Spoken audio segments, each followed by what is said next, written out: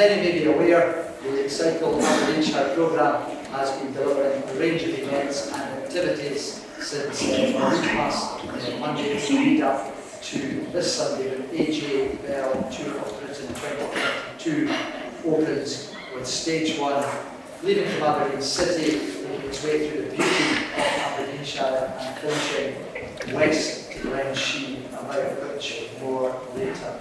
I'm delighted to welcome you all on behalf of the Province of Aberdeenshire, Julie White. I'm delighted to say he is with us this evening, as is Aberdeenshire Council Chief Executive Jim Savage. We welcome you here to Inverurie Town Hall and our headline event, Bike Blethers. Sounds as though that's just come on. Those of you who heard that would be delighted to say I wasn't planning to repeat it. Has everyone at the back perhaps picked up? What you said? Yeah, you have. I'll try to repeat it as best I can. It is delivered in partnership with Live Life Aberdeenshire and the Archie Foundation. I am delighted to welcome for Bike Blethers to the stage, accompanied by Laura's faithful guide dog Ty, husband and wife, Paralympic and world champion racing cyclists Neil and Laura Bachi, OBE, OBE.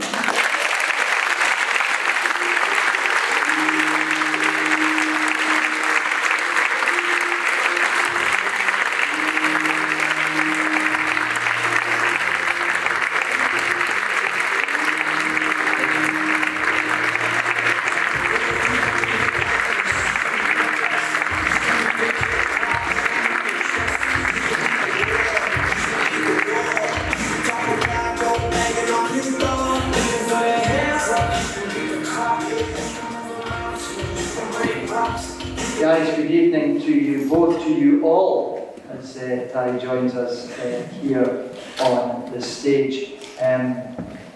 Careers that we will expand upon in the next 30 or 40 minutes. Ladies and gentlemen, if you've ever had the opportunity to look into either of these two wonderful athletes' careers and achievements, from Paralympic goals to track goals to Commonwealth goals, both male and female, and particularly with the Tour of Britain about to unfold on Monday with Laura, and Sunday, I beg your pardon, with Laura in particular, and her experience of the Road World Championships. We've got lots to expand upon, and we'll look forward to hearing more about that.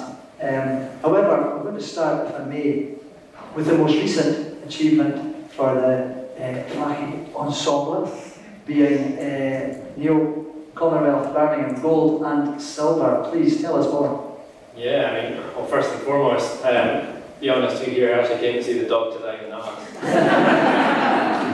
generally part of the course, but she probably won't do much of the chatting, but we'll see. Yeah, I mean, that was only 2-3 weeks ago now. We were racing at the Birmingham Games, but I was racing in London. That was a bit bizarre. The velodrome had a huge word Birmingham painted on it. It was odd, a little bit different, but we didn't have a velodrome in Birmingham, so off to London we went. And in fairness, of all the atmospheres, anyone that's been to the London velodrome, I know there are some in the crowd who have raced there, some have been to watch, and it's a pretty special atmosphere there. So for me, I'll be honest, the gold medal I picked up at Birmingham was probably one of my greatest wins ever, if not the best. This year started not ideal, to be honest. I was told at the beginning of the year that I didn't have someone to ride on the tandem with. Not ideal when you need a second person on the bike, and we didn't have someone. So I kind of had written these games off, potentially, that it was going to happen. In the end, I managed to convince Lewis, who I rode with, to come and join me. I mean, he needed some time off the bike. He's got a pretty serious back injury, so we had to manage that in training, not overload what he was doing. It made it pretty challenging. But we got there, we got to the games, and I felt like we were in good shape. And then a few days before, I got ill. Did the COVID test, unfortunately, they were clear, so I was allowed to race. That was the big fear. First and foremost is, that's it, game's done and dusted, but I was allowed to race, but that didn't make the symptoms go away, and I wasn't feeling particularly well at all. I know if anyone saw the interviews afterwards, I barely had a voice, so it was tough going. But I kind of knew the 1 kilometre time trial, that's 4 laps of the track. It's one effort, and I knew if I just give it my all, it's going to hurt. But hopefully it'll be worth it. And yeah, it's funny because when you're actually doing the race, you've got no concept of whether you're ahead or behind. And I've watched it back since, and after the first lap, we're 0.3 of a second behind. Second lap, we're still 0.2 of a second behind. Third lap, we're still losing at this stage. It's only 4 laps, and somehow in that last lap, we managed to dig so deep. And I think it was that point. It's when your legs are really starting to burn. You first get time to think about what you're doing, and I just thought, you've got to give it everything here. You've got to dig deep. I mean, I had Laura in the crowd watching me with her little baby to be on board here.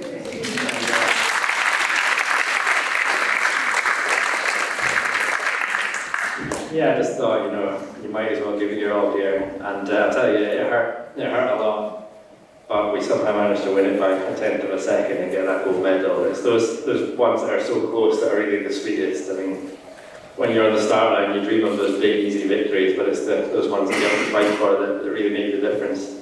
And then 2 days later, I'll be honest, I hadn't recovered from that, and I somehow managed to get a silver medal, which I was happy with, but there was no way out of the legs to win the gold. So yeah, it was an incredible experience. I mean, I don't know about for you, Laura, having to watch. I mean, you were hoping to compete, but other things happened. Yeah, there's no way I'm racing a bike at the moment. But no, it was different. It was very unique being on the other side of the competition, watching rather than taking part. Some ways I quite liked it, but I was definitely chancing it a bit. Well, wonderful career yourself, of course, which we will come to. But for the most wonderful of reasons, currently on hold. Many congratulations. Looking well. I think you said earlier 9 weeks to go until the big day. And they're being told they've got regularly reminded that they've got to stay in there for the next 9 weeks because Neil has a World Championships the week before the baby's due. So some positive vibes from the crowd tonight. Please stay in there. And whereabouts the World Championships? Fortunately, just in Paris, so I think should be able to make it back if things happen, but we're hoping it doesn't come to that. You guys are based near Manchester now, aren't you? So hopefully you can, should it come to that, you can make it back. Many congratulations to you both, of course. A wonderful addition to come, along with Ty, of course, to the Fahey family.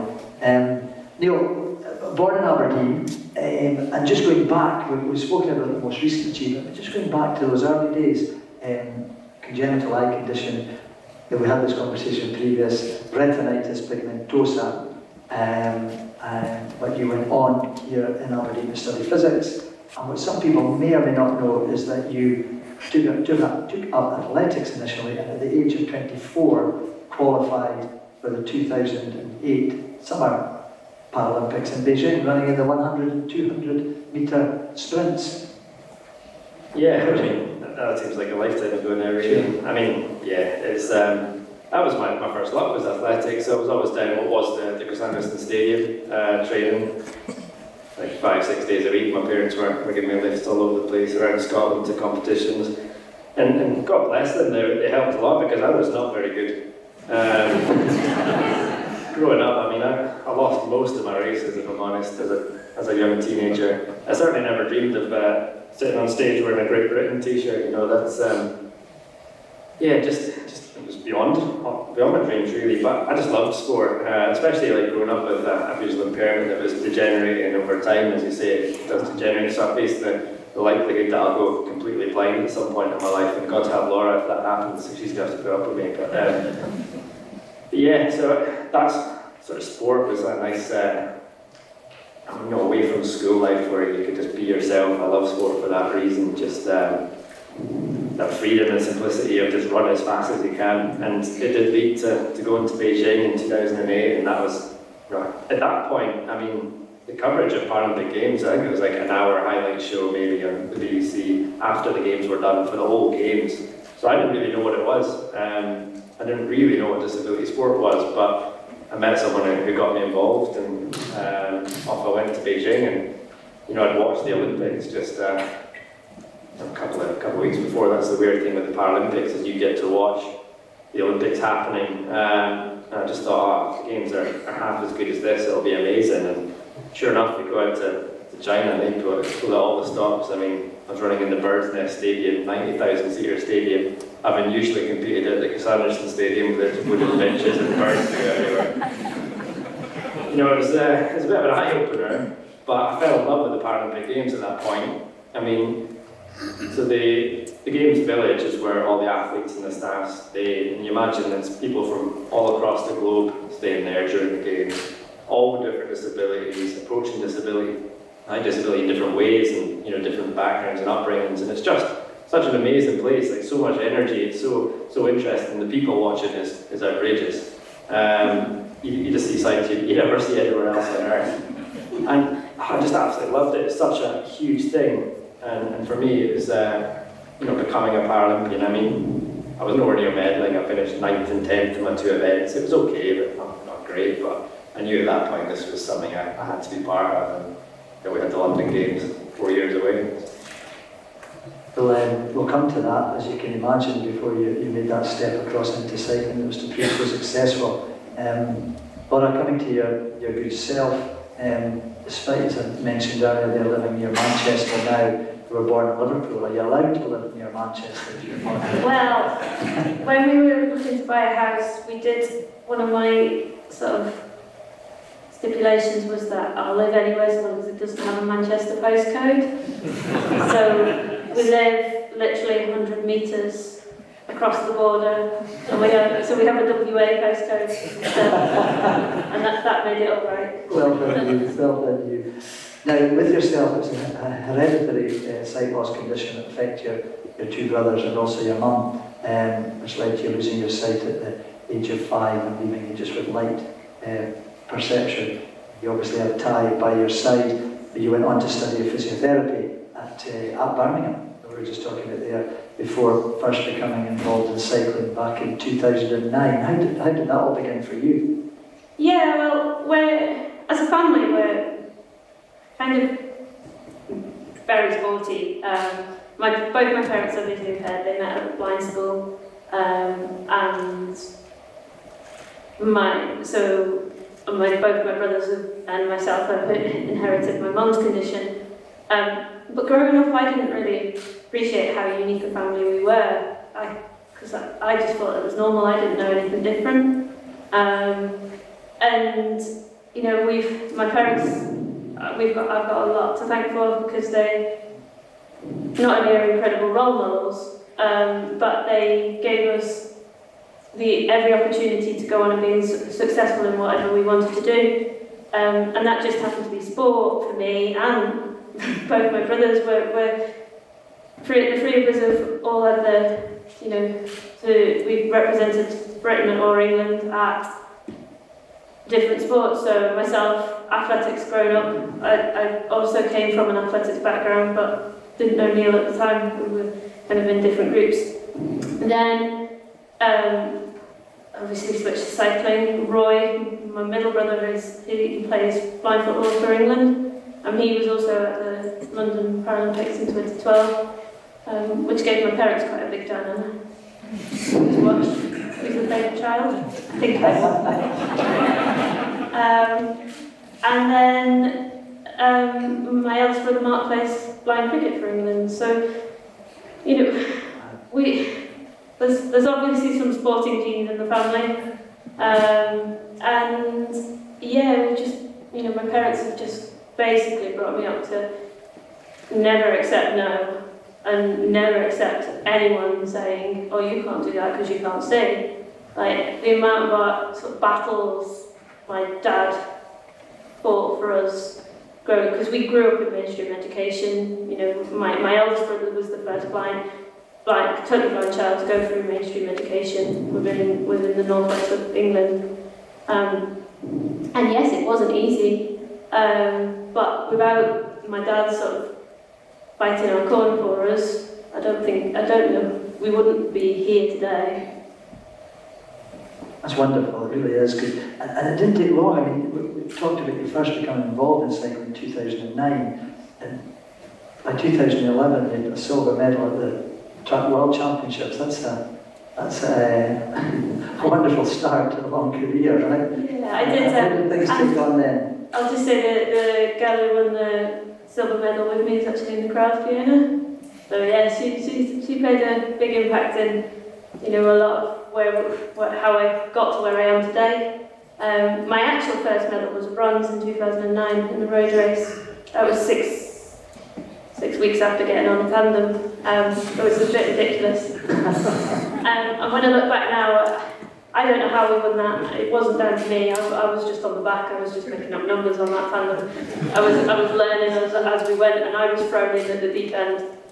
But there was obviously some sort of talent there. Like, you know, you can't just jump on a bike and start winning medals. You must have something there going for you. And thankfully, I was given an opportunity. A friend, while I was at university in my second year, having a bit of trouble. I wasn't on one of my physio placements. There was my kind of educator for the placement was, shall we just say, being a bit awkward about my vision impairment and putting up potential barriers rather than allowing me to develop.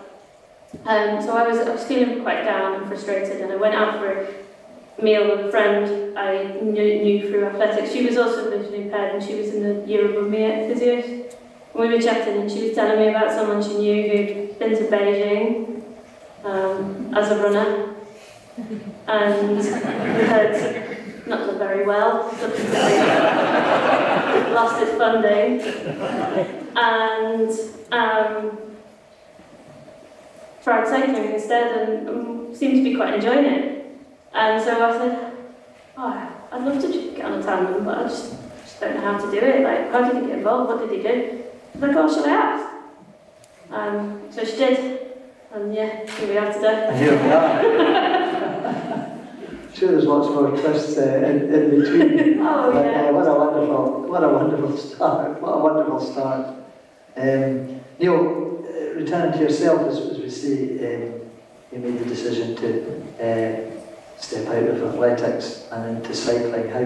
How did that come around, and how did it develop from there? Yeah, I mean, firstly, it wasn't a decision on my part. Someone else made that decision.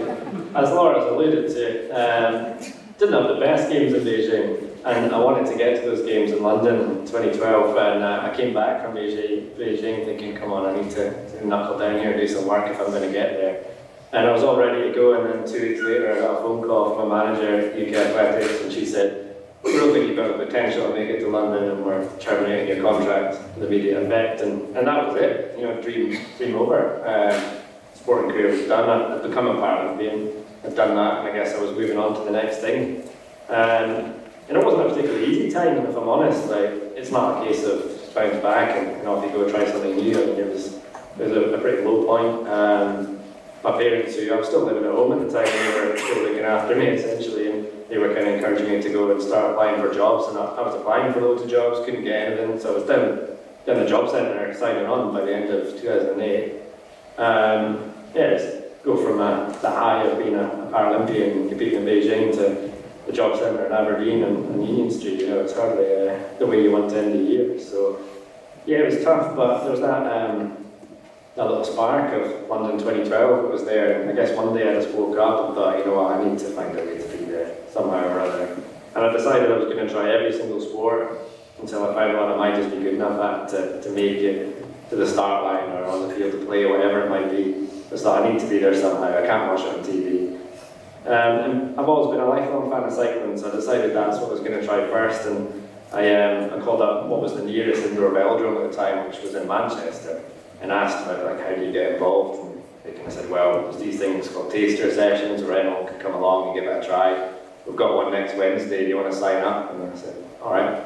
And I took the phone down and then thought, I didn't tell them I can't see it. Should I call them back? I thought, no, I'll be all right. So I headed down to Manchester, you know, on the train, took about 7.5 hours. It's not a short trip by any means. And yeah, I went on that taster session and I was terrified. I was wobbling about on the bike. I mean, no one tells you that these things don't have brakes and how thin the tyres are, you know. So I did on a mountain bike a lot as a kid. It's a bit different, but I wobbled around the track and I absolutely loved it. Didn't crash into anyone, thankfully, so we were all good. And then that was kind of it. The session was done. I didn't really know what was next. But I was just about to walk out the door, and this guy shouted me over. He'd seen my rucksack, because I was still at the Beijing 2008 rucksack on. I was living on former glories at that point. And he was asking me about the games, and he kind of said to me, "Oh, you know, I used to be, well, I am an athlete. I went to the Sydney Games. I won a silver medal." He was actually warming up for the GB session, which happened to be on just after this taster session I was on. His name was Craig McLean, and he said, "I've just switched from the able-bodied team to the Paralympic squad, and I'm what's known as a pilot. I ride on a tandem, and I need a visually impaired athlete to ride on the back. Do you happen to know of anyone?" It took me, what, half a second at most to get like, "I'm your guy, give me a shot." So, I mean, yeah, we got chatting and he fast-tracked me and I got my trial of British cycling, and it took a little while, but I got on there and just that chance meeting, you know, you put yourself in the right position and there you are, off you go. It's just pure luck, I think. Well, it's an inspirational kind of event, without a doubt, you know, that you're willing to put yourself out there and then obviously commit 100% to that.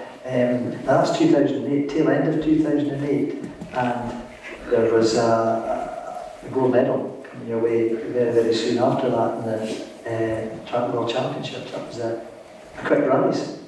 Yeah, I mean, I made the decision, so I went to, that was end of 2008, as you say. I had a few sort of trials early 2009, and then I made the decision to move down to Manchester, because that's where the hub is for British cycling. You know, it's kind of a centralised programme.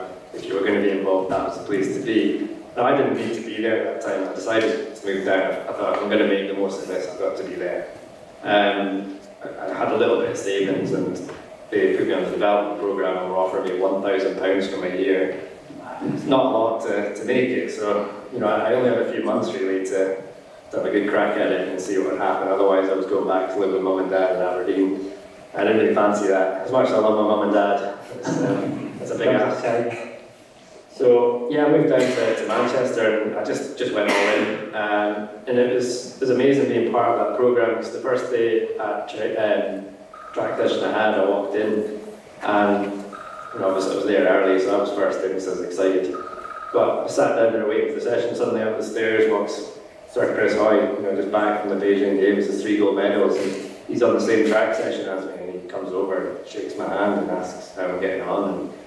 And it's like, I've come from, again, training in Aberdeen on my own, and you know, through the winter here, to sit next to Sir Chris Hoy at the velodrome, and it's amazing when you're surrounded by people like that, how quickly you can develop. So I learned a lot, I worked really hard, and yeah, November 2009, just over a year after I lost my funding, there was a World Champs that happened to be in Manchester at the velodrome where I was now staying and training, and I got the opportunity to race, and as we're getting towards the race, I realised we were getting quicker and quicker and actually becoming quite competitive. And yeah, we went to those champs, not knowing what to expect, but came away with remarkably 2 gold medals and 2 world records. I've gone from job centre to world record holder. It was unreal. Incredible, absolutely incredible, isn't it? And it just shows the willingness, the confidence, the willingness to take a chance and to have the courage of your convictions, almost that gave you that first step, isn't it? Yeah, and the motivation of not going back to live with mum and dad. Well, at the same time, things were moving on for yourself, I'm sure, with both the track and the road back at around about that same sort of time. Yeah, so I graduated, I had a choice at the start of, well, my first World Championships were the Road World Championships in 2009, which was September time, where I won the bronze, and I was also racing the Track Worlds with Neil in Manchester in that November, where we finished 4th. story of my life for quite a while. But we sort of, I still had my degree to finish at uni, and the first year that took through 2010, I was kind of juggling a full-time degree in physio. For anyone who isn't aware, it's a very full-on degree. It's not like your standard English or you know, where you get six hours of lectures a week and that's it. It was, you know, I had to do a certain number of clinical hours. I had to work 8 till 4 every day, and then I was also trying to learn very quickly how to ride a bike. And so it was quite a tough year. Then moved up down to Manchester, or up to Manchester from Birmingham. And yeah, you know, my journey to winning gold medals took a lot longer than Neil's. There were a lot more lows at the start, but without those lows and the few highs, I mean, as you say, I got a silver medal at the Track Worlds in 2011. You know, they kept me going, and those lows at the start make you more determined, make you more resilient, and you just get very good at picking yourself back up. Wonderful. Onwards and upwards there, of course, and Neil, with yourself, you touched upon your target at the end of 2008 was those 2012 Olympics. There was lots happening, as I say, in the Worlds well, but 2012 soon came around. Yeah, I mean, really, 2012 was, I guess, the year the Paralympics became known. Like, the coverage was just unreal. But I mean, that year didn't start overly great for me. We're out at World Champs in LA in February. Got silver in the 1 kilometre time trial. We're beaten by our teammates actually, and you know, they were kind of the ones selected as favourites going into the Paralympics as a result. In the sprint event, we didn't end up medaling because my pilot got sick and we had to withdraw as well. So it wasn't a great start, but that was again one of those occasions that gives you that motivation to push on. And not really a big fan of losing. It's amazing how those defeats, especially to your teammates, sting. So we worked really hard, just pushed on, knew what our target was. It was to beat our teammates. But we went into the Paralympics thinking we were in a great chance of winning a medal. But I don't think we were ever considering the gold was really what we expected. I thought we had a chance. But yeah, going from that position of just wanting to be in London 2012 to going in as a medal contender, it was quite a jump. There was a lot of pressure there, obviously, home games,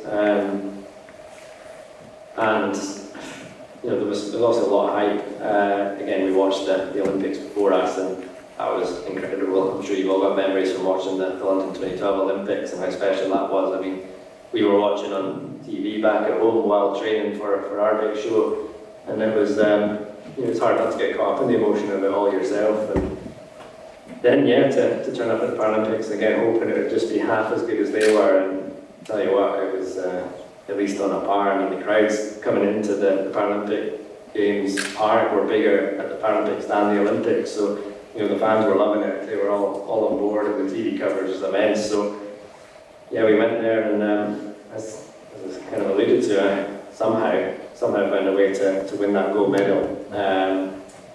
Got the silver the following day in the sprint as well. But I tell you what, for those 2 weeks, or a week and a half after we raced quite early in the calendar of the Paralympics, so I was done and dusted. So we were touring around, going on to different events, like in the park, up on stages, you know, being presented to people. We were like absolute rock stars for 2 weeks. I've never done anything like it. I mean, just having the cheesy kit on for a start, if you walked out in public, you would just be mobbed. Everyone wanted a piece of you, autographs. I think selfies had come in by then, I can't remember, but you know, it's just madness. And we were going to events literally surrounded by a perimeter of security guards just to keep the crowds at bay. I've never lived that life, and I haven't ever since, for the record. I mean, actually, I shouldn't say that with all these people here today. We've got our security team back. Just watch yourselves. But it's just incredible that people knew who we were. And there was one point after I'd done racing, we were off to the TV studios, and this little girl came up to me and said, "Oh, is this you?" And she turned around and she had a playing card with my face on it. I don't know who was in the rest of the deck or anything. And she said to me, "Do you want it?" I kind of looked at a picture of myself, like, you know what, nah, you keep it, that's fine. It's just, I don't know where these things come from, it's just madness. So, I mean, it's just incredible. And the coverage was so good. I mean, Paralympic sport was at the forefront of everyone's attention, and it wasn't because of the sob stories, which is how it was often portrayed in the past, like all these poor souls who are turning up to have a nice day out racing, you know. People realised that, right, this is proper sport, this is proper racing. I mean, these are athletes who are elite at the top of their game, and that's what we wanted, and we put on the show, and it was just amazing to be part of it. And actually, today is the 10-year anniversary to the day of when I won that gold medal. Oh, really? Yeah, just mad to think that 10 years have gone by. I don't think I look any older. It's interesting to say that, because a little bit later this evening we'll have a look at the more general picture as to where parasport has grown to. Probably since then, as you say, that was when it really probably came to the level that it rightly should be at. Now, Laura, your Paralympic glory was to come in 2016. However, the years around about 2013-14, we're about to welcome the Tour of Britain road race, of course, on Sunday. But that was when you were, by the look of the record, starting to dominate a little bit on the road.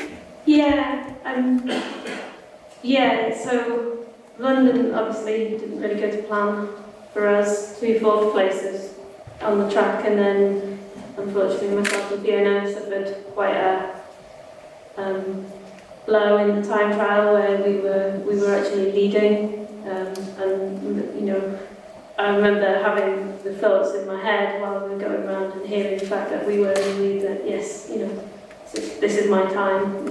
I'm gonna, because my dream from, I remember the day it was announced that we were going to be, that London were going to host the Olympics and Paralympics, and I remember at the time I was still quite heavily involved in athletics at the time, and thinking, wouldn't it be amazing to be part of that? I didn't expect to be wearing a tandem there, but you know, that's how it led. And so I remember coming around, all I wanted was a Paralympic gold medal in London, and the time trial, 2 laps in and a 3-lap race, we were up by 15 seconds, 5k to go. I turned a corner and the link chain that connects the front pedals and back pedals together jammed. We couldn't pedal. We had to stop. We had to come to the side of the road and wait while my bike was fixed, and watch everyone else go past, and watch any form of medal disappear from my grasp. And I'll be honest, that's probably the lowest point of my career. There's been a couple of others, but that would be the worst. And at the end of that, I sat down by the side of the road. I think both myself and Fiona sat by the side of the road and cried our eyes out. And I said, "Don't ever let me on a bike again. I don't want to do it anymore." And just under a year later, I won my first world title. Wow. It's a good job. People don't really listen to me. Because I did get back on a bike. I'm a glutton for punishment, really. What's your memories of that first world road gold? First time trial gold. I love the road. Road is where I'm happiest. I race track. I just happen to be my most successful races generally seem to be on the track in Paralympic. The road eludes me in Paralympics, and that's why I keep going and doing what I'm doing, because when I get my gold medal on the road in the Paralympics, I'll be happy. But yeah, that first world title in 2013. I mean, it was a long battle, but it was a battle worth sticking at, because it genuinely, for an hour, it felt like the best feeling ever. And I mean, both myself, I was riding with a different pilot by then. I was riding with Kareem Hall, who I'm still riding with now. And we'd won quite. We'd only got on the bike together sort of 6 months earlier. And we had a great start. Like we started winning things straight away, and so we did go into that race sort of favourites, or one of the favourites. So to win it, you know, it was amazing. But then an hour later, we'd gone back to the hotel. It was in Canada where the World Champs were, and we went back to the hotel and sat with we still had our jerseys on because neither of us wanted to take them off. And I remember being absolutely desperate to go to the toilet, but not wanting to go because it meant I'd have to take my jersey off. And then we started absolutely ripping our race to shreds between us after this hour. We sat there and we were going, well, I didn't do that very well, we could have done that better, we didn't do this right. And I realised that a world title is amazing and it's a great thing, but I'm a sports person and I will never be happy with my performance because I'll always be looking to go quicker, always looking to go faster, always looking to push that barrier, that boundary a bit further. And that's when I sort of realised that winning is great, but you've got to enjoy it because even when you win, sometimes you don't. You'll never be completely happy. It'll never complete you completely. And when it does, that's the time for you to retire because you know you've done enough. So I did eventually take the jersey off, I will say, but I did sleep in it that night. And so did she. And you continued to strive, of course, because your Paralympic gold was to come in 2016 in Rio de Janeiro. Yeah, I still genuinely don't know how we won that race. We'd had a great 2 or 3 years, me and Corinne, and then the start of 2015 it all started to fall apart. And we got a different coach, and I don't think either of us worked well with that coach. And he left some lasting damage, shall we say, for a couple of years. But there was someone helping us. I don't know what happened on that day in Rio, but we won. We got it right. It all fell in place. And sometimes it just happened. Like, you do work hard, and that is why you do it day in, day out, training, so that it will come on the right day. But sometimes it doesn't happen quite on the right day. And I've had many a race where 2 or 3 days before I've had the best training session of my life, but come race day, just not had it in my legs. But in Rio, it was like a magical day. It was one of these, like, it all just came to naturally. We qualified for, so I raced the pursuit, which is 3 kilometres on the track. So the one where there's 2 bikes on the track opposite sides, and you start from a standing start and you're trying to catch each other, and whoever your aim is to sort of overlap the back wheel of the other bike, but whoever posts the fastest time is the one that wins. And we qualified fastest against the New Zealand bike, who were the world record holders. They were the defending world champions. They weren't the defending Paralympic champions, it was a different New Zealand bike from 2012, but they won everything in the past 3 years. They were the dead-on favourites. And we beat them.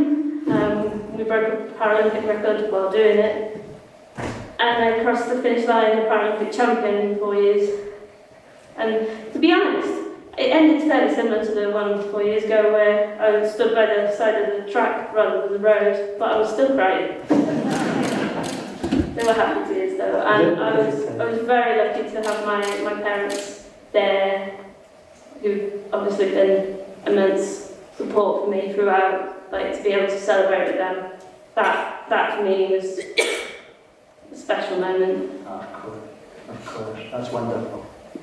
Neil, round about the time of all of this, we touched earlier on Commonwealth Gold in 2014, 2018. Commonwealth Gold was coming your way. What are the memories and recollections from there? Yeah, I mean, go back to Glasgow 2014 again. I know there's a few who were down watching that. I mean, I was come off the back of the home games in London to get home games in Glasgow was incredible. And let's be honest, a Scottish crowd is a little bit more rowdy than your average crowd. So, I mean, again, going back to some of my greatest wins, we got the 2 goals in Glasgow, and I'll be honest, I like Laura there. I don't know how we won, because the Australian bike were definitely quicker than us. They should have been winning those medals, but somehow we managed to win the kilo by, I think it was a tenth or 2 tenths of a second. It was incredibly close. We almost threw it away because we were dying horrifically in the last lap. And having watched it back, it makes me cringe at how close we came to throwing it away. But we somehow won the gold there. And then in the match sprint, which is the best of 3, 2 bikes on track, head to head, they out-qualified us. They beat us in the first match by a mile. And I didn't really see how we could win. And Craig actually came over to me and said, like, let's talk tactics, how we're going to beat them. And I kind of laughed and said, I don't know, what do you think? And he said, oh, we're not. So let's just try and not. That's a true Scottish sort of attitude there. Now, what's that point? But, all right, our tactic for the second ride was, let's just not look stupid in front of our home fans. Try not to lose by too much. And Craig said, like, what I'll do is I'll just keep shouting, up. Which is kind of the cycling signal for, try harder. And don't go any harder, Neil. Like, this is a bluff, and hopefully the guys in front will decide that we're going, and we'll keep pushing on, and we'll just stay in their slipstream. So sure enough, off we went, and Craig shouts up, and they start pushing on, so we tuck it behind, shouts up again, the next straight, we push a bit harder, and they just kept doing it. So we finally came to the final straight, and found a way to just nip alongside them, and then but maybe a tyre width, just managed to out-lunge them to take it to 1-0. And at that point I thought, well, that's great, but my legs are absolutely ruined. There's no way we're going to win this in the third match, but at least it looks good for TV. But it turns out they were more tired than us, and then we absolutely blew them away in the final match, and we won 2-1. And then Scots being Scots, the song that came on, obviously we had the Proclaimers, and everyone was singing about how they're going to walk 500 miles, and I was singing on the back of the bike too, clapping along, and I've never known an atmosphere like it. It was just surreal, so that was amazing. Then we went on to Rio, and Laura talks about our success. I mean, between London 2012 and Rio 2016, I won every race internationally. I was just absolutely on fire. We were essentially a New Zealand bike and Laura's events. We were winning everything, breaking world records, and we went into those Rio games as absolutely nailed-on favourites to win the gold medal. I was pretty confident we were going to. I mean, we were miles ahead of everyone. I thought, if anyone's going to beat us, they're going to have to go incredibly quick. Well, it turns out someone did go incredibly quick. The bike from the Netherlands, we raced them in the World Champs in March, beat them by a second and a half. They were like 2 seconds quicker at the Paralympic Games. It's unheard of. Turns out I guess they were sandbagging us for all these years, I don't know, but they went way quicker than we could even manage. We came away with a silver medal, but I was racing, so Laura had a qualifying ride for my race. I was in the middle and she had her final ride. So I'd seen Laura qualify past this, and I thought, all right, I'll get the gold now, and obviously did it. And I felt like I'd let a lot of people down, but I was most worried about what effect that might have on Laura, the fact that I've come out here and not won when I'm supposed to, and she's getting ready for her gold medal ride, which was 15 minutes after I was done. Turns out she didn't care. She went It's a funny story there, where beforehand I'd said to my coach, by this time I was working with a new guy who, I've worked, fortunately he left British Cycling 6 months ago. The week I found out I was pregnant, which was a bit of a blow, because I could have done with him to support me through this, but he had other ideas. But anyway, he was coaching me in Rio. And I'd said to him beforehand, I don't want to know the details of Neil's race. I just want to know the result. Don't give me numbers, don't give me anything like that. Just give me the result and let me get on with my preparation. But I need to know how he's done so that it's not distracting me. So I'm warming up for the gold medal final. And I knew Neil was racing, and I'll be honest, I knew it hadn't gone well because I could tell by the reaction of the crowd. And then my coach came over, and you could tell in the way he started to speak to me, I could hear it in his tone of voice that he was terrified of what was going to happen when he gave me the news that Neil hadn't won, he'd won silver. And I say only one silver. A silver is an incredible achievement, but I knew what Neil really wanted, and it wasn't silver. And so he says they won silver. And I turned around and I don't know where this came from, because I'm not generally confident. I don't have that same sort of arrogance that sprinters do. But I said, well, that's all right. It's up to me then to win the gold in this household, isn't it, this time? Thankfully, I went on and did, because I think I might have regretted saying that otherwise.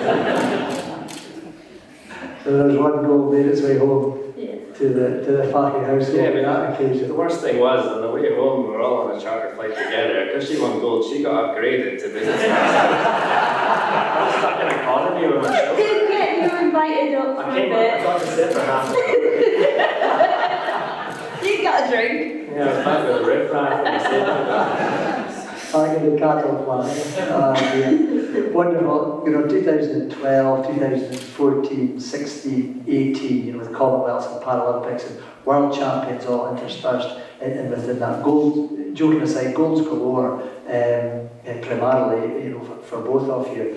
However, Tokyo 2020, both winning golds at the Paralympics, virtually concurrently. I mean, possibly the peak. I mean, tell us about that day. Astonishing.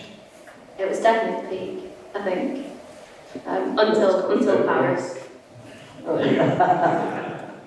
Tell us about it. I mean, it was pretty special. We kind of hinted around the fact we knew the timetable was going to be the same as Rio, so we knew our two events were happening on the same day. But we never really spoke about. We knew we both wanted to win the gold finally on the same day, because we'd never done it in the Paralympics yet. I'd won it in London, Laura hadn't, and Laura won it in Rio, I hadn't. So, we thought maybe it could never actually happen, so we never really dared to talk about it or dream about it. But I think, what saved us really, I think had Tokyo happened in 2020, I certainly don't think, this might sound really offensive, I don't think you would have won gold for it. No. I was kind of down. So I alluded to the fact me and Corinne didn't often see eye to eye, and we've not always got on very well on the tandem. We initially did, we clicked, and then something went wrong, and we don't really know. It is what it is. You don't have to like someone to work well with them, and we did. We were successful, but I was counting down the days, and I decided I was retiring after Tokyo.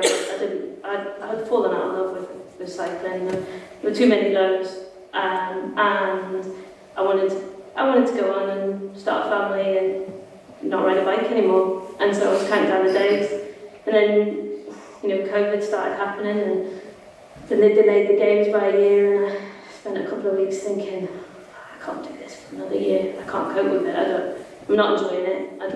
I don't love it anymore. I really don't. It doesn't make me happy. I don't want to do it. So I spent a bit of time talking to sports psychology and this and that, and I said to my coach, just give me 6 weeks. I don't want you to set me a program. I don't want you to do anything. Just leave me alone for 6 weeks. Let me train how I want to train. Let me do what I want to do, and we'll come back and we'll see where we're at. I'll tell you, those 6 weeks were the best 6 weeks I've ever had on a bike. Because I could have fun, I could do what I wanted, when I wanted. I learned what it is I like about training, how I train best, and I learned so much in that 6 weeks. I say 6 weeks, it turned out to be more like 12 weeks, because COVID went on for a lot longer than what we were expecting. But yeah, because I was training at home on a turbo, for any of you cyclists out there, using Zwift every day, which is for you non-cyclists, it's an online virtual cycling world that you ride around, and you can race each other, and me and Neil raced each other every day, and I won. It doesn't work that way at the moment. Yeah, I did enjoy it too. It was a great time. I It mean, was. genuinely, COVID was great for us. I know that's not a popular view, but it gave us the opportunity just to enjoy ourselves. I think we learned what made us happy, like, and you learned to prioritise a lot more and appreciate how lucky we were to be doing what we were doing and to be in such a fortunate position. Yeah, and that led us to an extra year to train to get on top of it. We perhaps drank a bit too much wine during lockdown as well, but you know, we had time to recover from that, and it didn't do us any harm, right? I'm sure a few of you may have had a few extra drinks during lockdown, that's fine.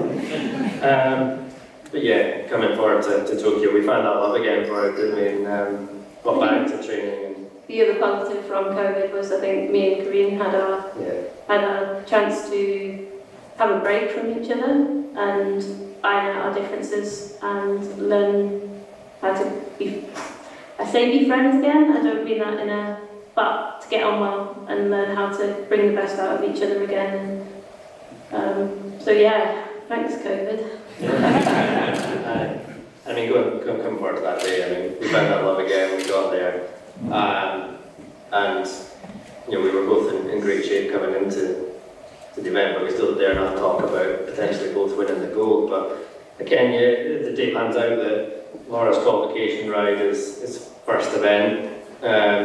So while she's racing, I'm warming up for my race. The heat before her, I see the bike from Ireland breaking the world record, and I thought, oh, this is a worry.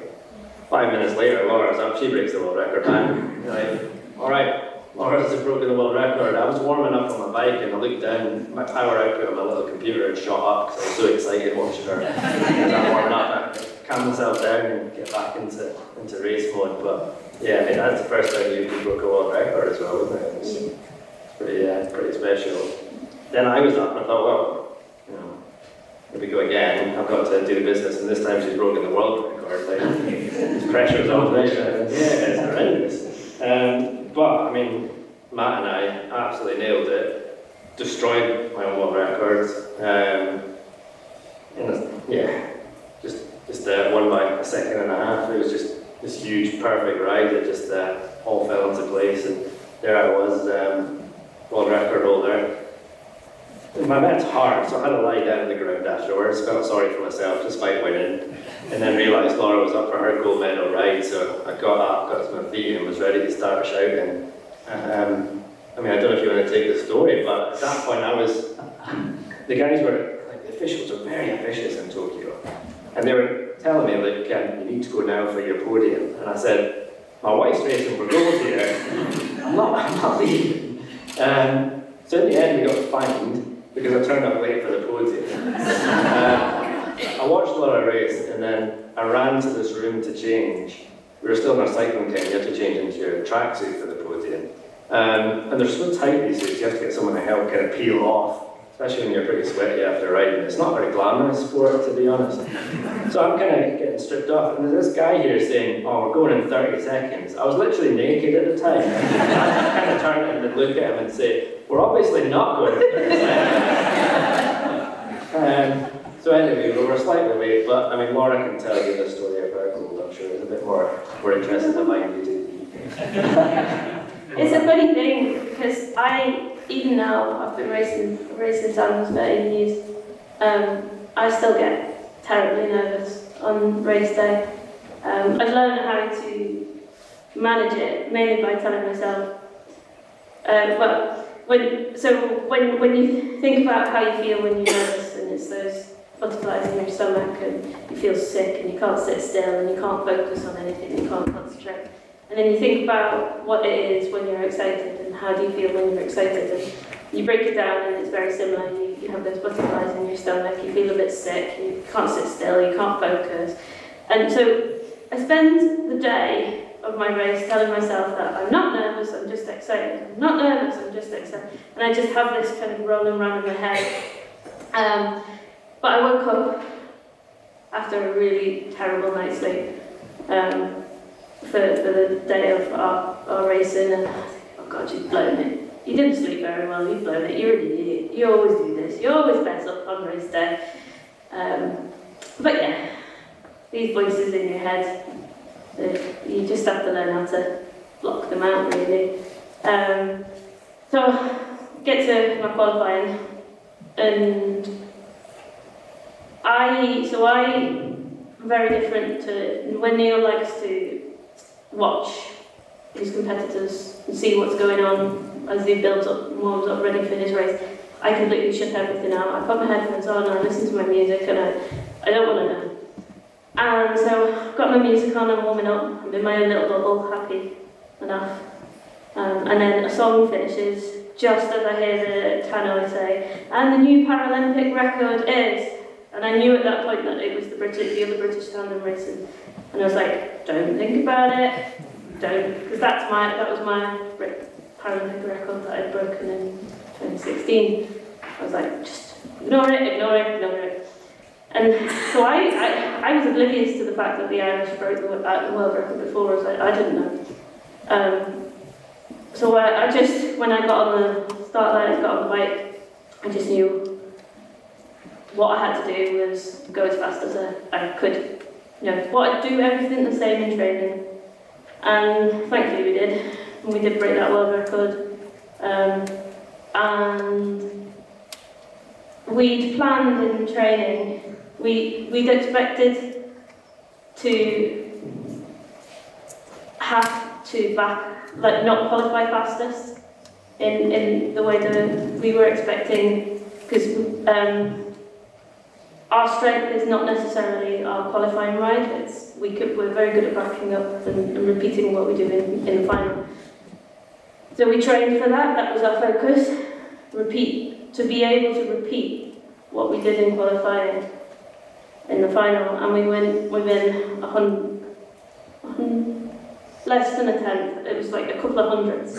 We pretty much did exactly the same ride in the qualifying final, and that is quite something. We only had an hour and a half recovery, which for pursuing is not a long recovery. But yeah, I mean, I got to the bike, and the first thing, we didn't have family there in Tokyo. Obviously, couldn't travel because of COVID. I was very fortunate. I did have family. I had my husband, who'd also just won a gold medal 16 minutes before, and we got off the bike and we had all our hugs between me and Karine and my coach Dan and then I said to Dan, I said, "Where's Neil?" And he was like, "Oh, he's nowhere around. I can't see him. I don't know where he is." And I think, for God's sake, why can't we tell him? Where's he gone? But, did you not even watch my race? But no, after our podium, and it's the way it is with sport. Once you've raced, you get pulled here, there, and everywhere. So we eventually sort of saw each other about 40. Well, actually, we were looking at the time frames of photographs the other day, weren't we? And it was 40 minutes after I'd raced. We eventually saw each other. And at that point, I think I just sort of flung myself on him and burst into tears. You did say we did it and then burst into tears. And then I was big and brave and didn't cry. But yeah, and then we went on a date to anti-doping together, so... Yeah. I mean, we did get to go in separate rooms to be in pots, but that's not the glamour of sport. That's something nice when big day ends, is going to a room behind while someone watches you pee. I mean, that's life. And you did it. I mean, that's incredible, isn't it? As you say, so many goals for both of you throughout, but still at the end of your respective careers, be the peak. But what a wonderful, wonderful peak at this stage. Concurrent gold medals, Tokyo 2020, 2021. Ladies and gentlemen, I think that peak is possibly a nice little time to take a short break. There's so much more we can discuss, and we will as the evening unfolds. We are going to take a short break before we continue. Ty's going to go and get a drink of water. We might too. I'm delighted to say that Mackies of Scotland have provided, with their compliments, ice cream just at the back of the hall there, so please feel free to make your way there. Whilst you're up there, that does come with the compliments of Mackies of Scotland. There are some donation buckets there in support of the Archie Foundation. Lynn and Paula and their team are here this evening. You do have some change, and we do have a card machine. Please do, if you can, make a donation of your choice if you'd be so kind. But enjoy your ice cream, and we'll join you again very, very shortly. At this stage, however, to Neil and to Laura, and enormous thank you.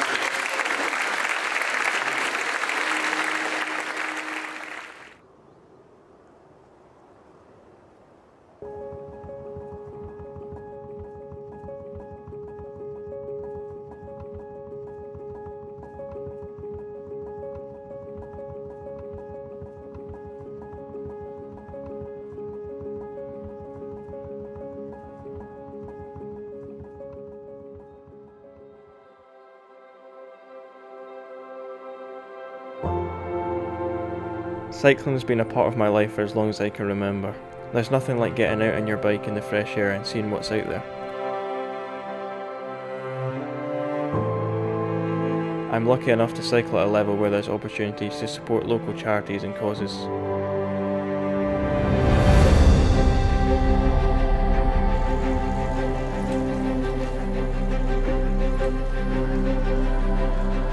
I've seen many parts of the UK and even countries abroad when I've travelled to compete, but there's something special about cycling here. There's so many different types of roads to cycle and hidden challenges out there. It gives me a feeling of freedom, and nothing comes close to it for me.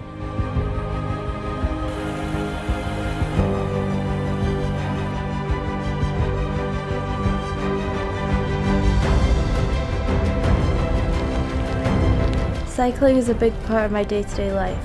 I tend to cycle about 5 days a week. I enjoy it and I like to work hard so I can get better when I'm racing. I love the competitiveness of it all and I love discovering new routes during training. Aberdeenshire is beautiful and my favourite place to train. It has something to offer everyone.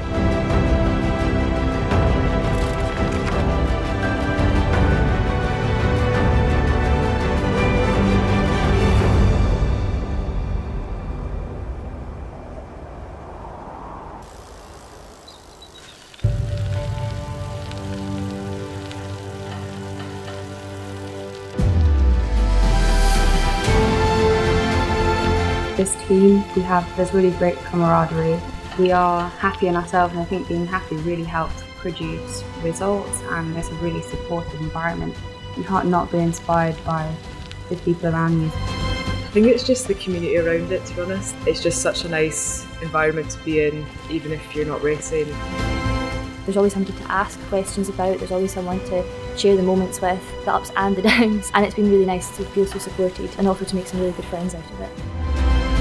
I love the thrill of it, I love racing fast.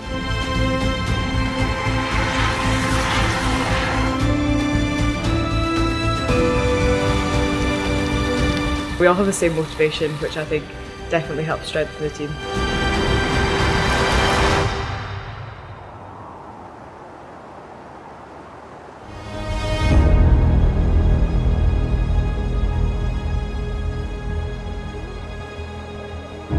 I really enjoy the feeling of always improving. Improvement keeps me going, keeps me thinking it'll be easier next time. It's a really nice feeling to know that everything you've put in when you're training is finally paid off. It's really enjoyable when you're out. You can go out with lots of other people. It doesn't even have to be a difficult ride. You can just get into it. Fun. We're so lucky to have this kind of landscape here in Aberdeenshire. I just really like to race at national level, and that just drives me to train and look for success on the bike.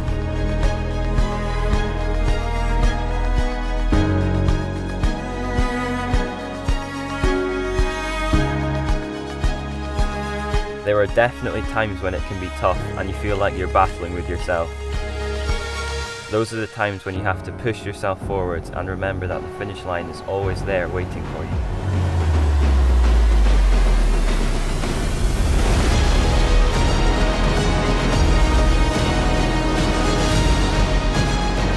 Almost anybody can do this sport. It's so accessible. It's a sport of challenges, highs and lows, but a sport of discovery, both of what's around you and what's inside yourself. Aberdeenshire is a place that's best experienced from the saddle of a bike, and my advice to anyone is to just get out there and see it for what it is.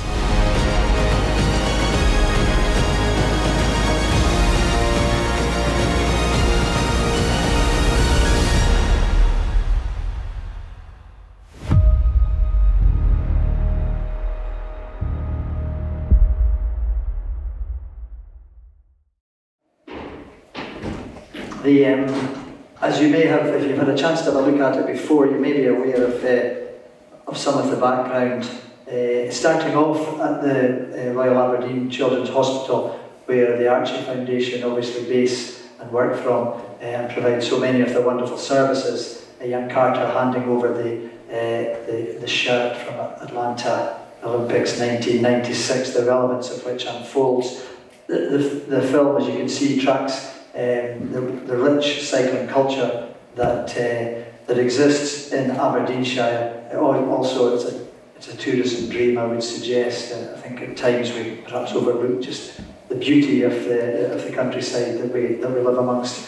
In terms of the riders, come Sunday, the 181 kilometre Aberdeen to Glenshee stage has been described as brutal. It'll pass through Inverurie. You'll recognise it's just past literally outside here, around Inch, and on its way to the finish line at the Glenshee Ski Centre. And it's focusing, as you can tell, on some local racing cyclists and Scotland's only women's race team, the Alba Development Race Team, which is based just along the road in Oyne. As you would have seen there, there's riders from the Alba Development Race Team. There's also Aberdeen-based Daniel Kane from the Ribble Recharge Race Team, along with Aberdeenshire's Evie White, Arabella Rowe, who are both with D-Side Thistle.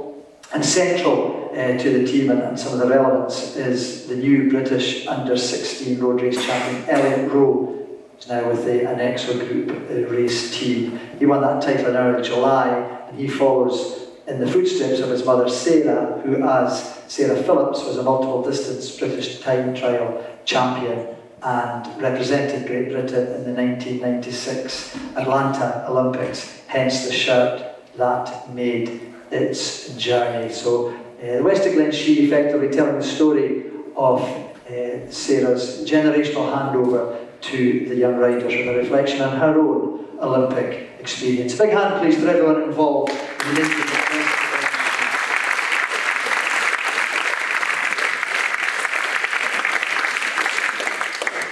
Please welcome back now our stars of the show, Neil and Laura Facky, OBE, OBE.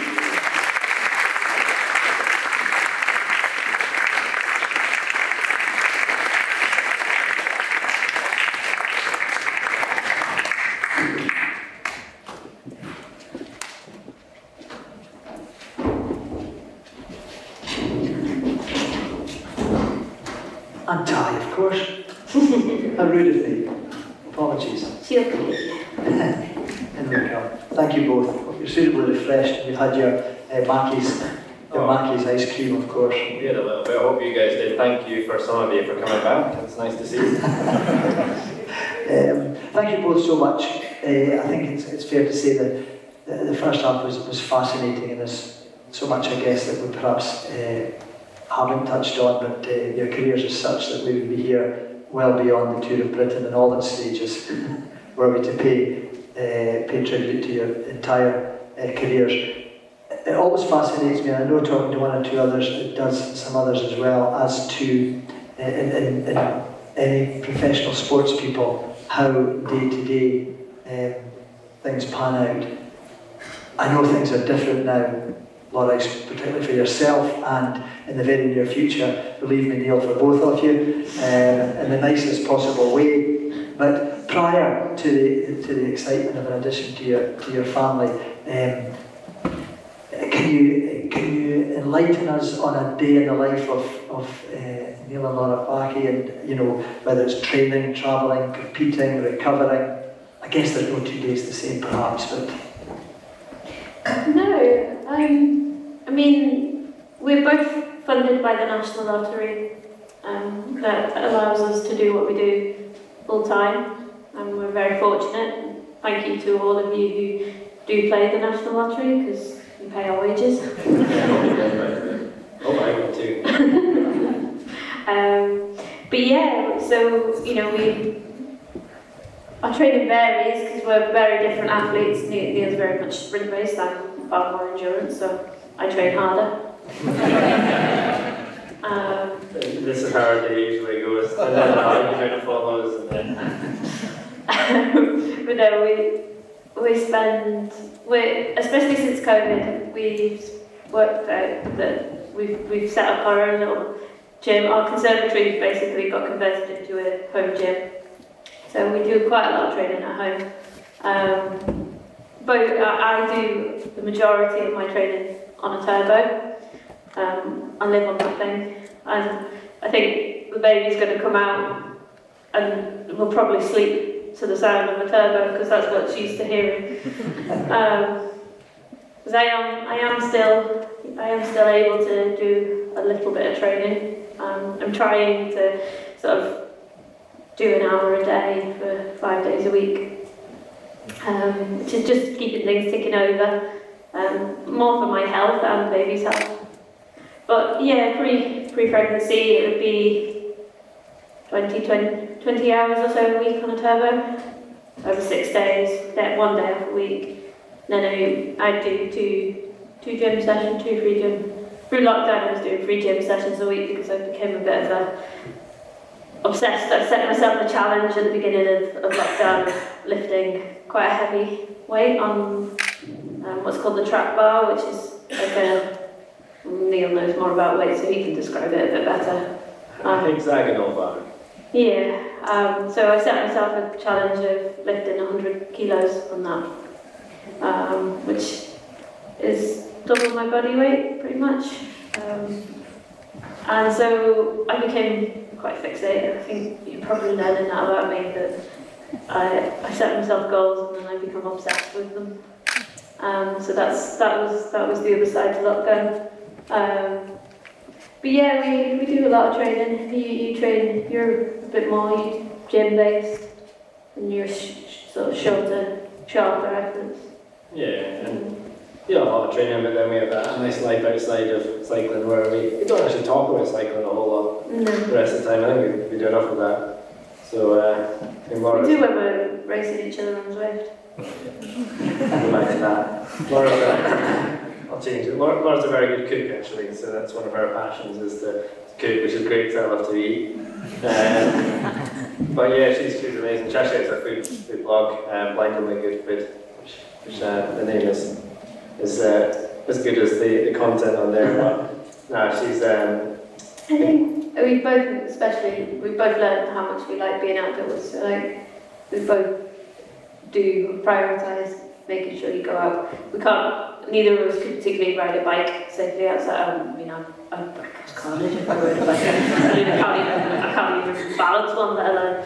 But we do both love being outdoors. So we're always taking. I mean, this dog needs a lot of walking. So she's always out. We're always out. And we had initially planned quite. We were going to trek to Everest Base Camp in November this year. It was supposed to be after Tokyo last year, but that got postponed. Yeah, COVID. Postponed till November this year. Now I know I'm strong, but popping out a baby and then trekking to Everest Base Camp 4 days later, I'm not sure even I could do that one. So that's the one where old and grey and. On another day. Yeah. Another day.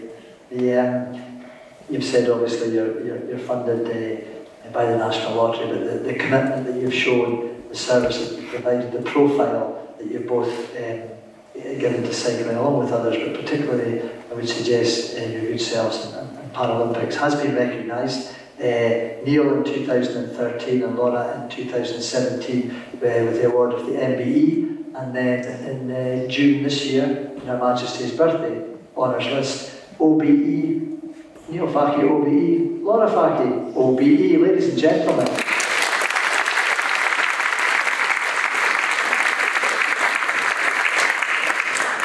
Wonderful. How does that come about? And have you received them yet? Have you had the chance to receive the OBE?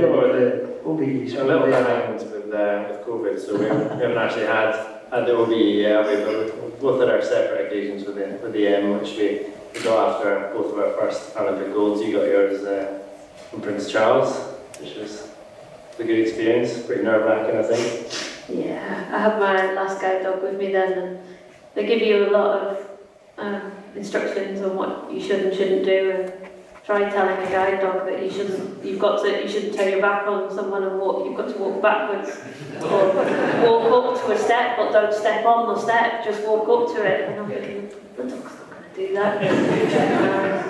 But I'll tell you, Neil bought me a skydive for my 30th birthday.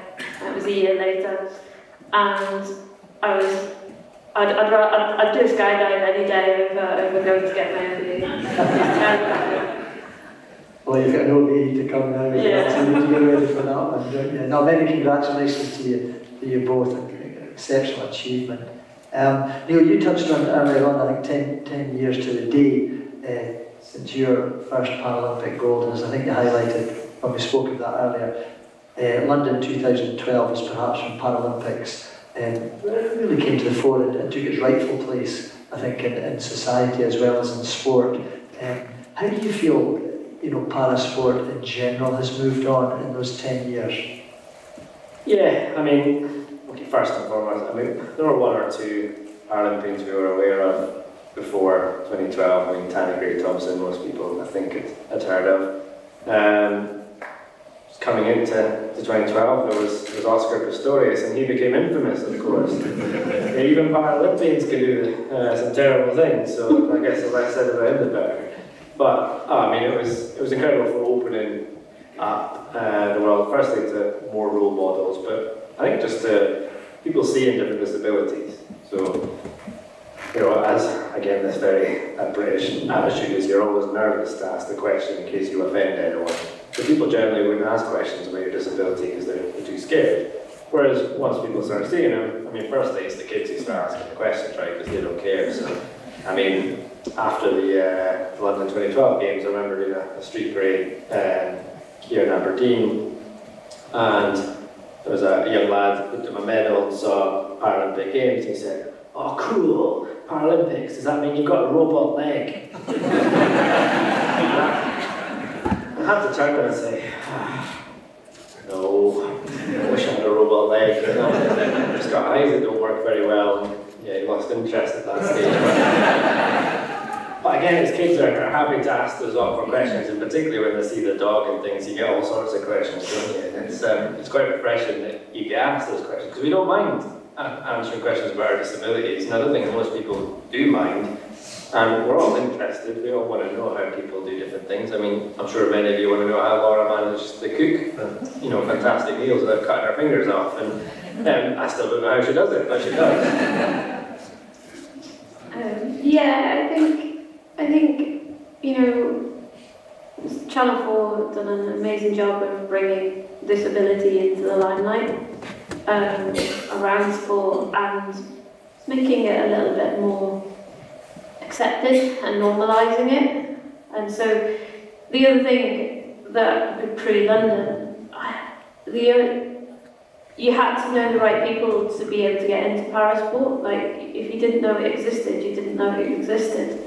And then suddenly in London, it's all over the TV, and there were so many young children with disabilities and older adults that, because disability is not always, you're not born with it always. You acquire it through other means, accidents or lifestyle or whatever. You developed a disability, and it gave a lot of that community this opportunity of seeing that there is life after a diagnosis, and you kind of go on to achieve amazing things. And so many people who weren't aware of the fact that they could still run, they could still ride a bike, or they could still swim, had their eyes open to this incredible opportunity and were suddenly inspired and taking it up. And you're starting to see that now coming through. There were some in Rio, but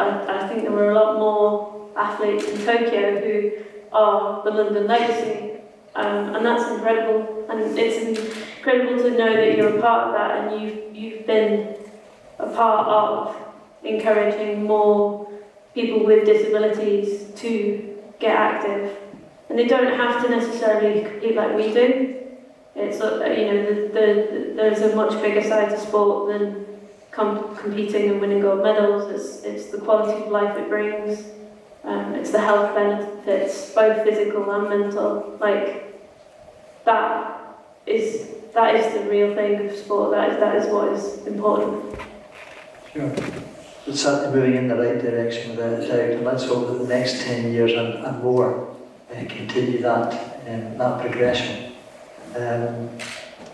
What does the future hold for Neil and Laura Party? I know the immediate future holds a wonderful happening and a new arrival, and what are the plans beyond that, professionally?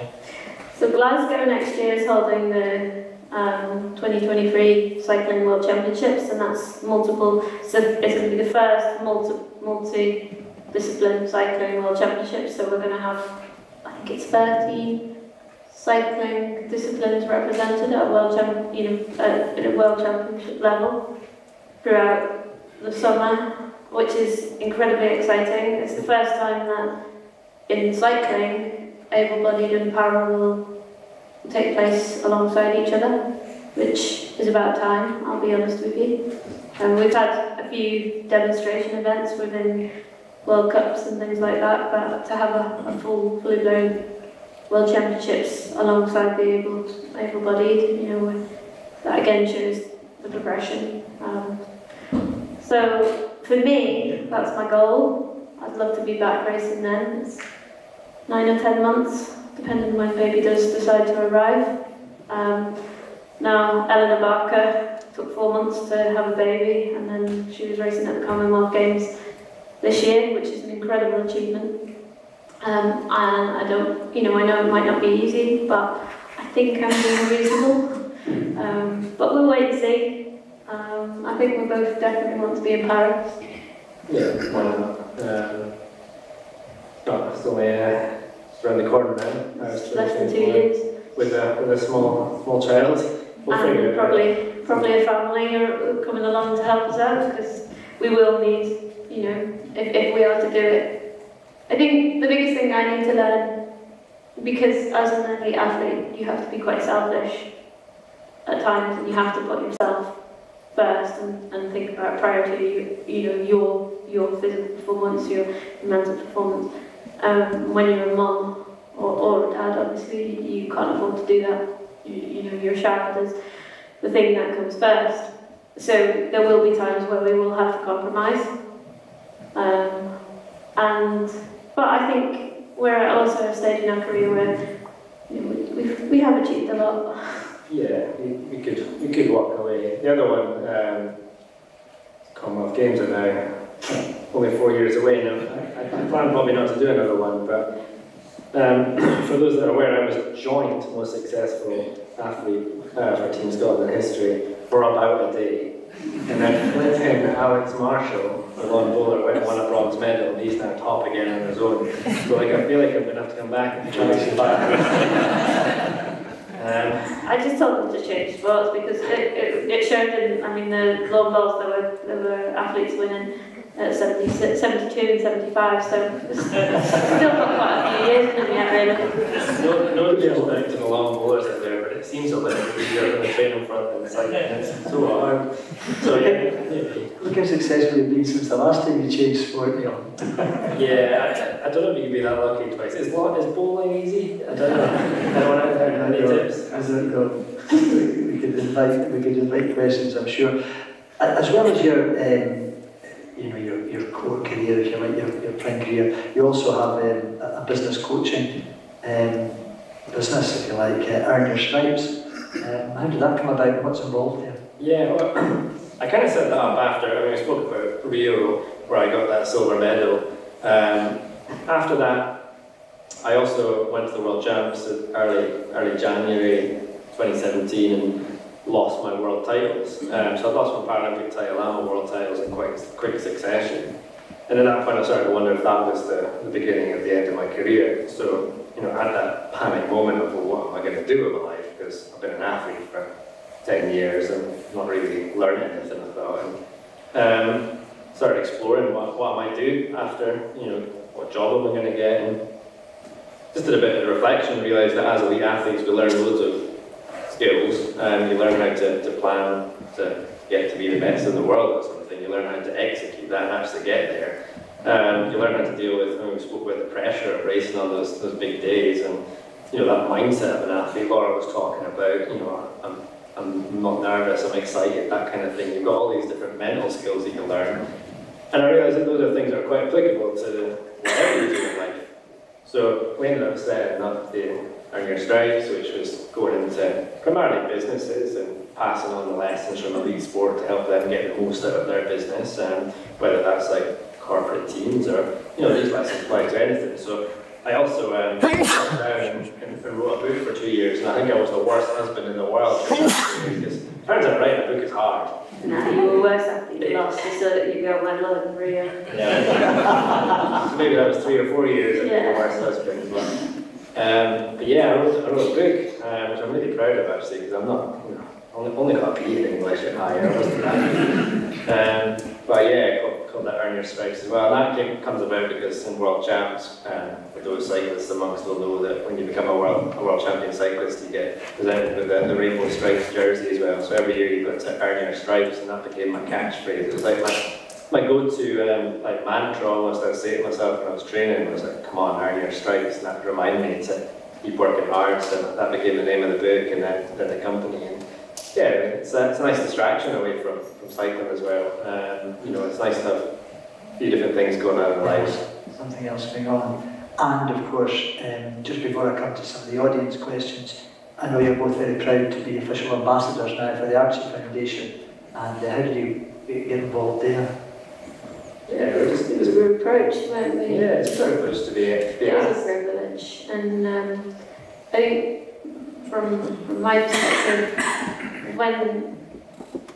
before I found cycling, I wanted, from the age of 10, I wanted to be a physiotherapist, and I always wanted to work in paediatrics, particularly neuropaediatrics with children with multi-complex disabilities. That's where I wanted to work, and I've always had that, been drawn to working with children with complex needs, whether it be having to fight whatever they're fighting, and so to be involved in something like this and working with the children and supporting them through what is can be very difficult times, and they're doing an incredible job, and just managing the side of hospital care that I don't think people are necessarily aware of. So what happens to the family and parents of the child who's in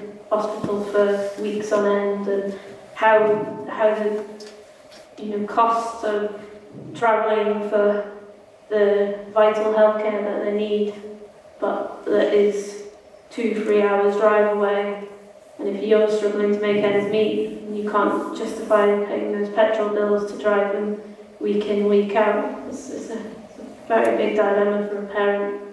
So being able to support the whole family and give the child the best opportunity to receive the right care, to put them in give them the best chance of pulling through and living to fight and tell their story, because every child deserves to tell their story. And yeah, so it's a great thing to be involved in, and I look forward to the next few years working with them, and hopefully it'll be a long one. Well, indeed, another delighted to have you on board. Good on you both.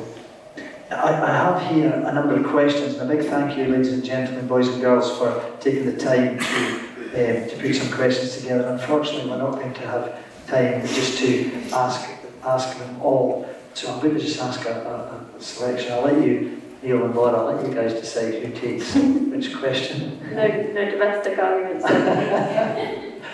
What can the North East do to provide opportunities for individuals to take up cycling? Is this me? Yeah, no. I was waiting for you to break it up. Listen, first and foremost, let me say that being involved in sport, I think I can say this for both of us, has been huge in helping us develop to be the people we are, because just that when you're with a disability and you can be the person that you are without feeling any sort of worry or how you should act or whether you make mistakes and things. It just gives you that freedom to develop as the person you are. It gives you those social skills, and just getting involved in sport has been massive for us when we were young. So, I mean, we're hugely encouraging of people to get involved in sport.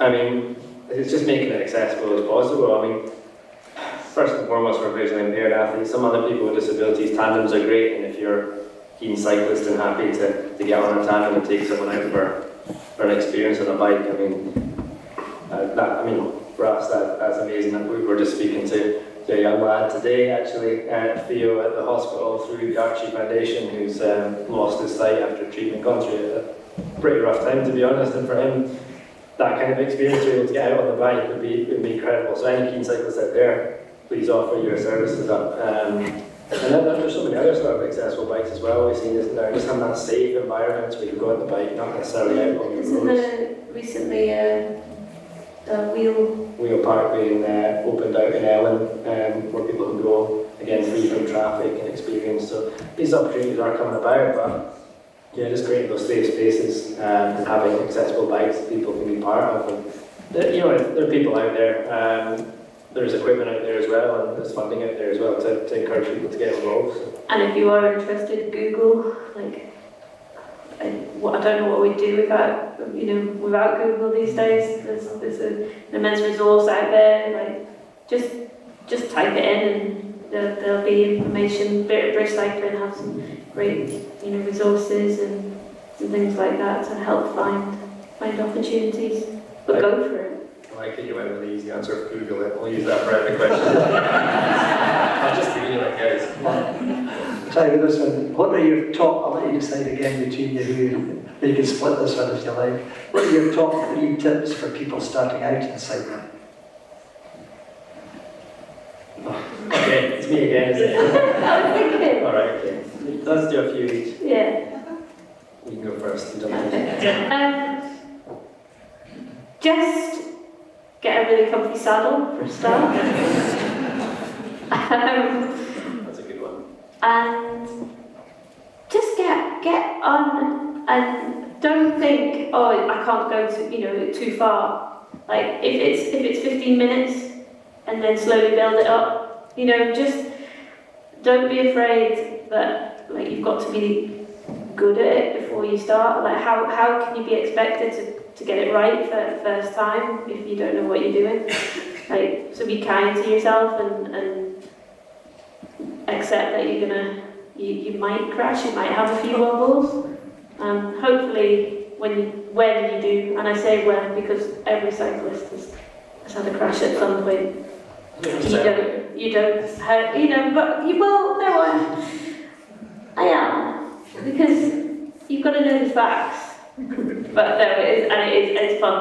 When you do get,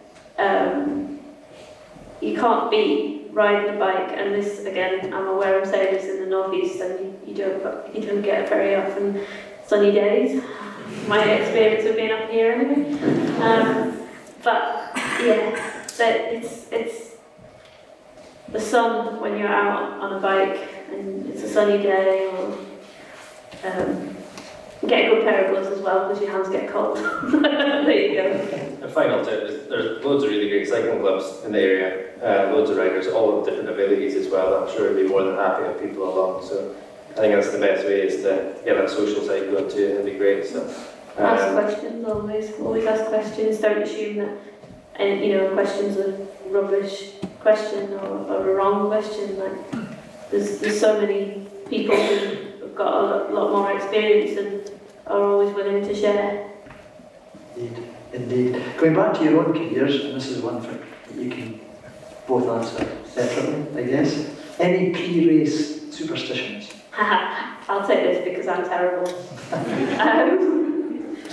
I still have to wear a brand new purple sports bra for every race I do. It has to be purple. I have to wear a brand new pair of socks for every race I do. And I cannot race wearing my engagement ring or my wedding ring. because whenever I did, I lost a race, so it's bad.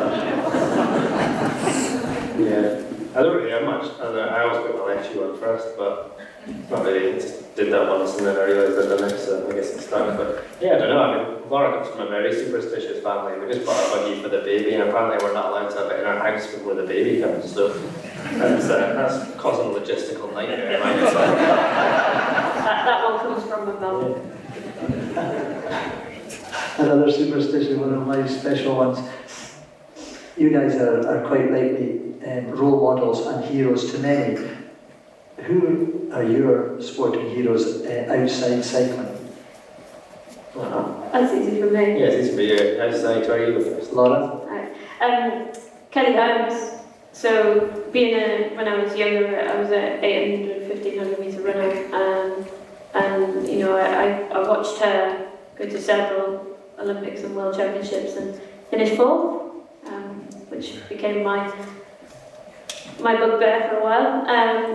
And won Athens Olympics in 2004. You know, she'd come into the end of her career by that point, and she'd picked herself up countless number of times from injuries, from disappointing performances and everything. And suddenly something clicked in Athens, and she didn't just win one Olympic gold, but she won two. And it was an incredible story. And I took a lot, especially after London.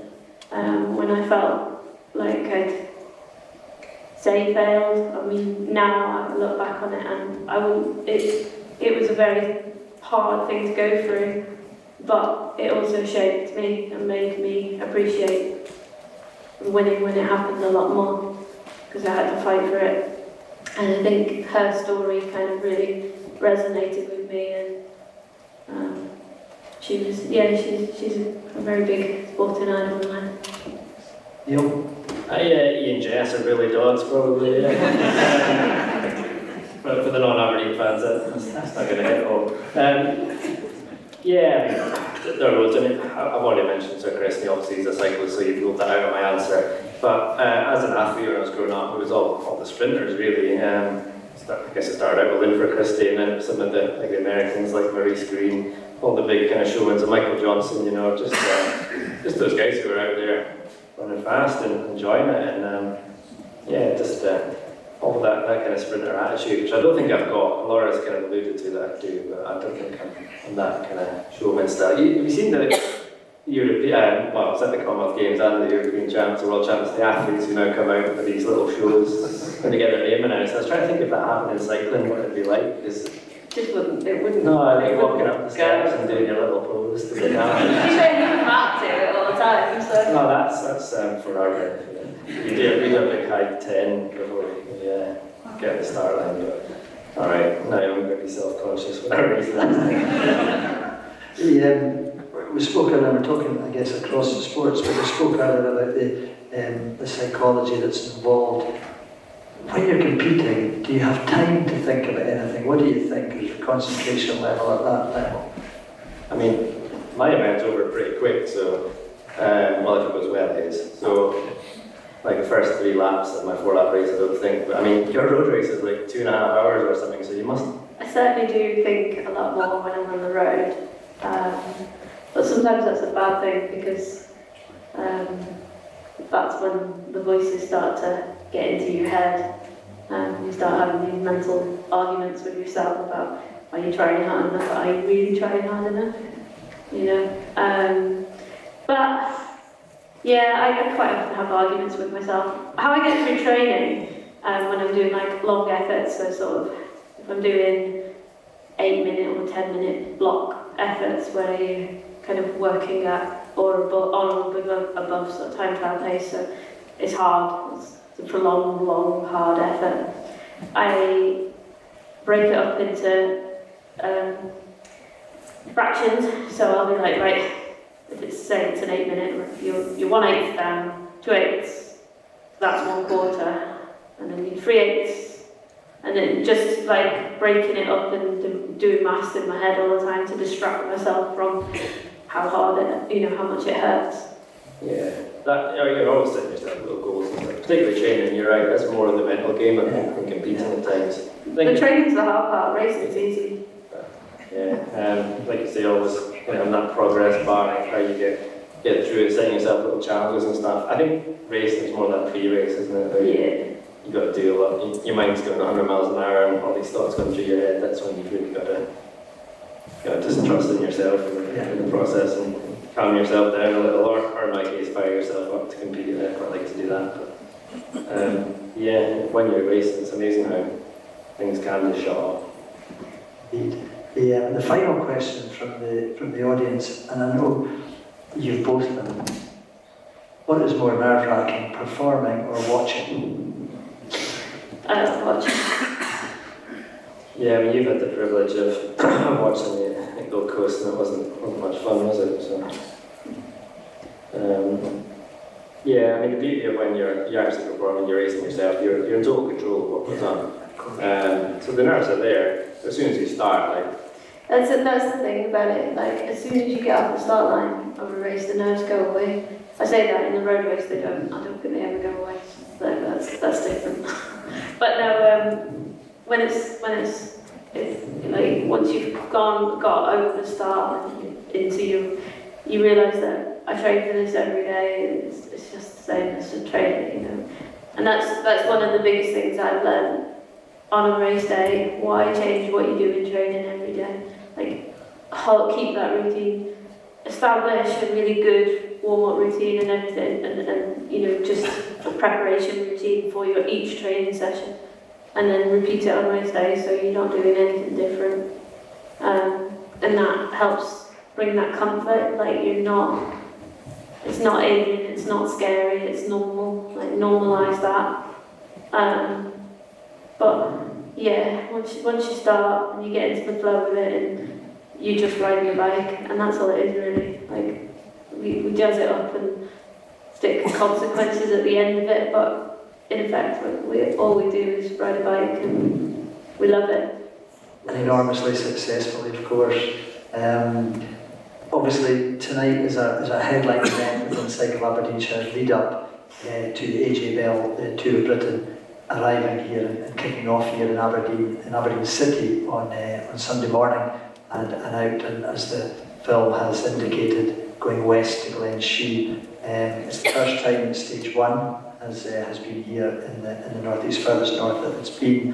Have you had a chance to review the stage? Yeah, I mean, both busy. That first stage looked rough. I mean, I don't know. I'd quite like to do it. Yeah, I mean, but I like a climb, so.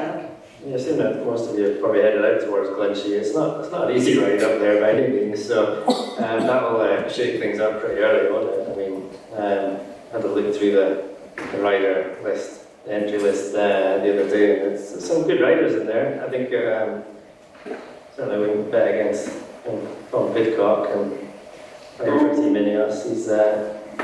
He's amazing at everything he does. I think Crockett got the back of winning bronze for Scotland at the Coming Games in the road races. He's now have quite a lot of confidence, and it is Scotland, so I should always favour the locals.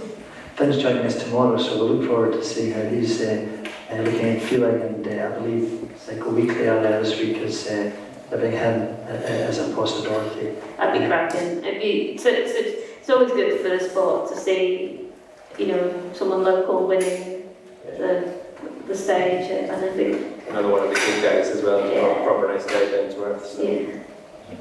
And in terms of in the bigger picture, what can this bring, you know, to the area, both in terms of cycling and indeed, I guess, in terms of tourism, and what the spectators and riders alike will see you guys have travel as well?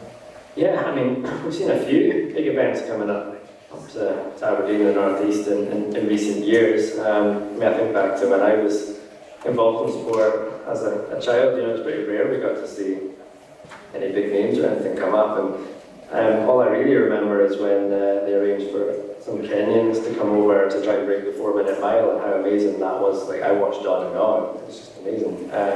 So have those experiences when you're young and see these top level sports people competing in your own city, your own area. It's just it's very inspiring. And I think it normalises it a lot more. So when you see everyone on TV, when a challenge, you kind of think they're these superstars or these sort of untouchable people that you'll never really emulate because they come from somewhere else, not they're not like you. And then when you see them sort of right in front of you on the road, riding the same roads as you potentially could, and whatever, it normalises it a lot more and makes it seem a lot more achievable. Yeah, for all the Strava riders out there as well, all your segments are going to be blown to pieces. Good luck. Yeah, that's going to hurt. You mentioned one or two names there. A final question of this evening. Can I tie you down to a prediction for the stage, Lola, first for you? Well, I'm going to say Ben Crockett. Ben Crockett, there we go. I'll have to pick someone else. Yeah. I'm going to go Wolsey, Matt Walls. Well, that's another incredible story. Yeah, had a big crash at the Commonwealth Games on the track. I don't know if any of you saw that crash, and it's horrific. He ended up going over the barrier into the crowd. Laura and her parents were actually sat in the seat where he landed, but left 5 minutes before. It was pretty scary stuff. So, because the guys who were sat next, I think, ended up getting some pretty badly caught by the bike. So, it just kind of shows you it's pretty mad. Wolsey came out okay somehow, though. I think he'll be in pretty good form. So we'll see. Good. I know Cycle Aberdeenshire have done a wonderful job in the build-up to this, and I know Aberdeenshire Council and indeed Aberdeen City Council are delighted to be welcoming stage 1 of the AJ Bell Tour of Britain here. I have one or two thanks, ladies and gentlemen, if I may, on behalf of Aberdeenshire Council Provost Judy White, a big thank you to you all for joining us here tonight, to Live Life Aberdeenshire in particular, to Malcolm Grant, the Cycle Aberdeenshire coordinator, the main driver behind all of this, to the Archie Foundation, delighted to have you here with us this evening, and to continue to spread the word, to our friends here at Inverary Town Hall for hosting us, to Mackies of Scotland, to Heta and Carla and all our volunteers, pupils and non-pupils, but our enormous thanks, I'm sure you would agree, go to the lady and gentleman sitting next to me. With a credit to the country, credit to the United Kingdom, certainly a credit to Scotland and to England, of course. And I'm sure you would, wonderful role models, wonderful examples, giants in their sport. For us to have them here in the North East in advance of such a momentous event coming to our area, I think is fantastic. Your appreciation, please, to Neil and to Laura Faki. Over to you.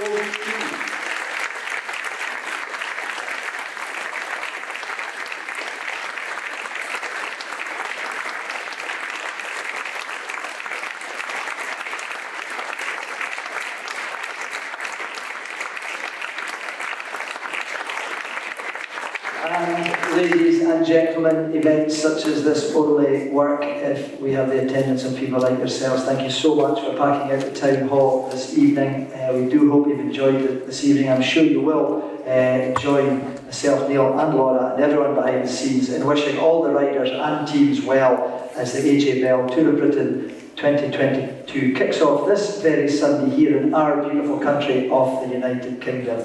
This has been Blethers with Neil and Laura Faki. Many thanks again for all your support and a very good evening.